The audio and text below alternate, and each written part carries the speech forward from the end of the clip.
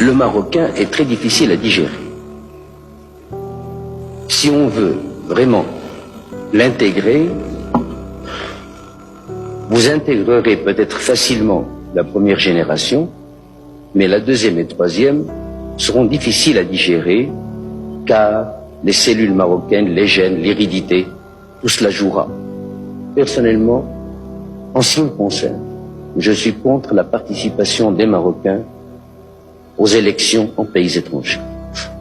Car malheureusement, même au bout d'une génération, même au bout de 2 générations, on leur dira un jour, ah va, tu n'es pas un vrai Hollandais, tu n'es pas un vrai Français, tu n'es pas un vrai Italien, tu es un importé. On le leur rappellera un jour ou l'autre. Et à mon avis, pourquoi voulez-vous qu'un Marocain se mette vraiment au garde à vous, intérieurement et extérieurement, en écoutant l'hymne hollandais? Pourquoi lui demander,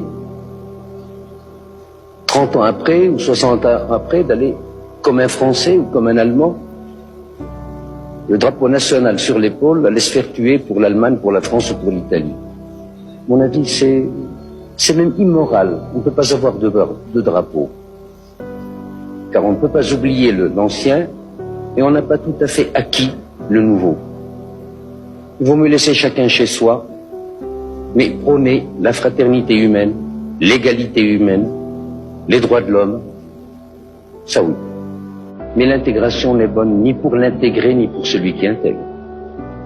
Est-ce que vous aimeriez qu'il soit intégré en France? Le principe même de l'intégration, est-ce que vous êtes pour ou est-ce que vous êtes contre? Je n'appellerais même pas cela l'intégration. Et je n'aimerais pas du tout qu'il soit l'objet d'une tentative, car ils ne seront jamais intégrés. Vous croyez qu'eux ne le veulent pas, ou que c'est les Français qui le refusent? L'exprimeront-ils qu'ils ne le pourront pas? C'est possible entre Européens. La trame est la même. Les mouvements européens dans l'histoire ont été Est-Ouest. Et les mouvements humains, la religion, enfin tout un tas de choses. Mais là, c'est un autre continent.